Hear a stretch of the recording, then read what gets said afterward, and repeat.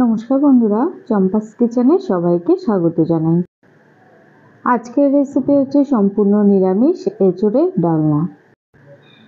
চৈত্র সংক্রান্তিতে খুব সহজেই রান্নাটা আমি কী করে করি, চলো তার রেসিপিটা চটপট দেখে নেওয়া যাক।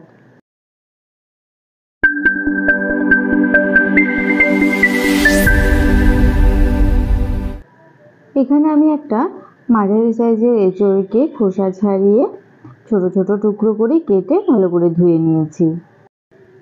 এঁচোড় কাটার পরে জলে ডুবিয়ে রেখেছি, এতে করে এগুলো আর কালো হয়ে যাবে না।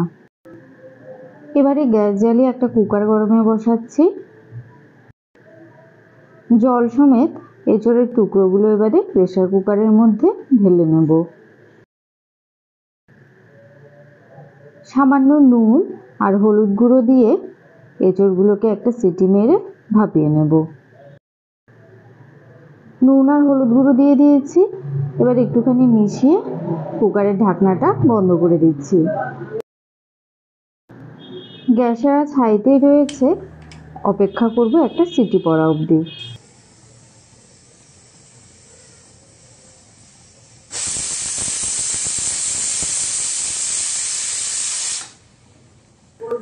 এবারে গ্যাস অফ করে কুকারের সমস্ত প্রেসারটাকে ছাড়িয়ে নেব, মানে গ্যাসটা রিলিজ করে নিয়েছি। দেখো, এঁচোড় ভাপানো হয়েছে, তবে একদম কিন্তু গলে যায়নি। এবারে এঁচোড়ের সমস্ত জল ঝরিয়ে ফিরে আসছে। এঁচোড় ভাপানো হয়ে গেছে, এবারে আবারও গ্যাস জ্বালিয়ে একটা কড়াই গরমে বসাবো। গরম কড়াইতে দিচ্ছি 4 টেবিল স্পুন সর্ষের তেল।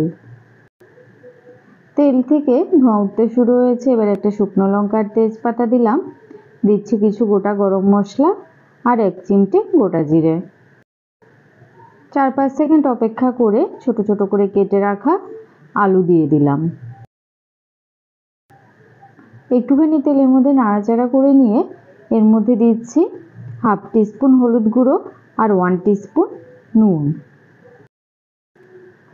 নুন আর হলুদ গুঁড়োকে ভালো করে আলুর সাথে মিশিয়ে নিচ্ছি।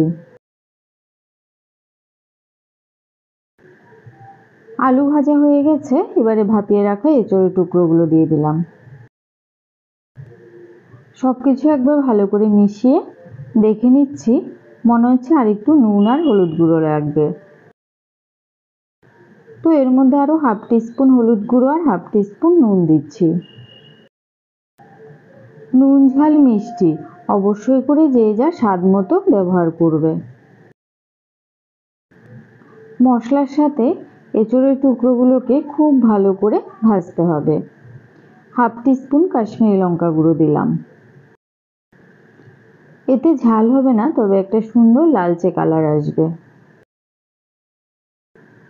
আমাদের চ্যানেল চম্পাস কিচেনের রেসিপিগুলো যদি তোমাদের ভালো লাগে, তাহলে অবশ্যই চ্যানেলটাকে সাবস্ক্রাইব করে নেবে এবং পাশে থাকা বেল আইকনটাকে প্রেস করে দেবে।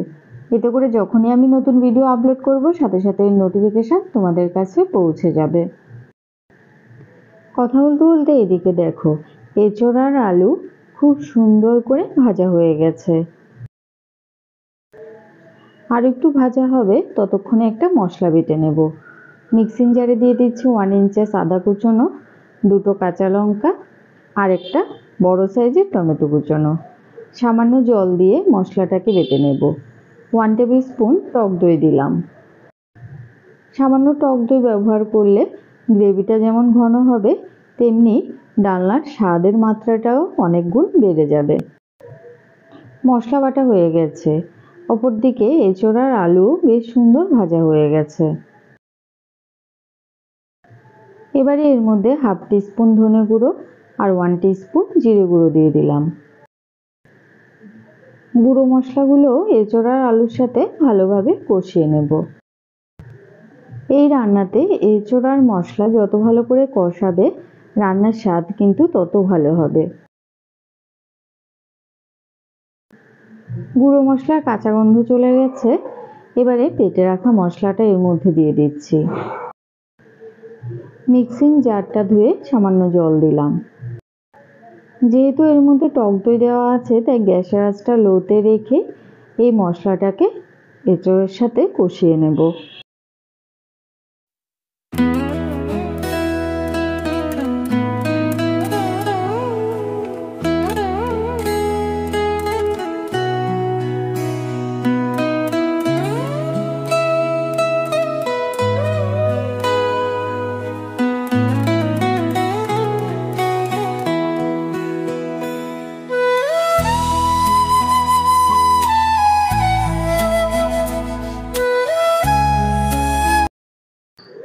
মোটামুটি 5-6 মিনিটের মতো মশলার সাথে এঁচড়গুলোকে কষিয়ে নিয়েছি।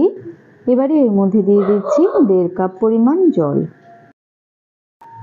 খুব বেশি পাতলা ঝোল হবে না, ঝোলটা একদম এঁচড়ের গা মাখো মাখো হবে, সে বুঝে জলের পরিমাণ এর মধ্যে ব্যবহার করবে।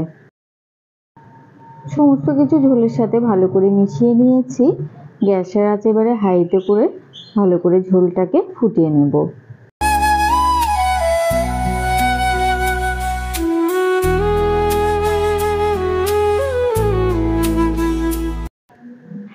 ঝোল ফুটে উঠেছে, এবার এর মধ্যে দিয়ে দিচ্ছি 2 টিস্পুন চিনি। যেহেতু এর মধ্যে টক দই দিয়েছি তাই সামান্য চিনি দিলে খেতে বেশ ভালো লাগবে। 1/2 টিস্পুন দিলাম গরম মশলা গুঁড়ো আর 1 টিস্পুন ঘি। যে কোনো নিরামিষ রান্নাতে ঘি আর গরম মশলা দিলে কিন্তু এটা খেতে ভীষণই ভালো লাগে। এঁচড় যেহেতু আগে থেকেই ভাপানো ছিল তাই রান্নাটা হতে খুব একটা বেশি সময় লাগবে না। আর মোটামুটি গ্যাসের আঁচটা লোতে করে 5-6 মিনিটের মতো জাল করলেই রান্নাটা কমপ্লিট হয়ে যাবে।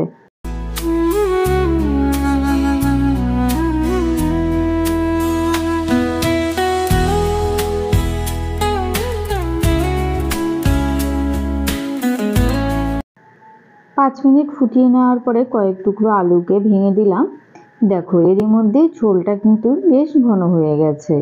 এই সময় গ্যাসের আঁচটা অফ করে দিচ্ছি। এটা ঠান্ডা হলে আরও অনেকটা ঘন হয়ে যাবে। তো বন্ধুরা, সহজ সরল ঘরোয়া পদ্ধতিতে তৈরি করা এঁচড় আলুর ডালনার এই রেসিপিটা তোমাদের কেমন লাগলো অবশ্যই কমেন্ট করে জানাবে। ভালো লাগলে লাইক করবে আর তোমার বন্ধুদের সাথে ভিডিওটাকে শেয়ার করতে কিন্তু একদম ভুলবে না। চৈত্র সংক্রান্তিতে আমার বাবার বাড়িতে পাঁচন তৈরি করা হলেও শ্বশুর বাড়িতে কিন্তু এই ডালনাই তৈরি করা হয় এঁচড়ের। এতক্ষণ আমার পাশে থেকে ভিডিওটা দেখার জন্য অনেক অনেক ধন্যবাদ। ভালো থাকবে, সুস্থ থাকবে। পরের ভিডিওতে আবার দেখা হবে। বাই।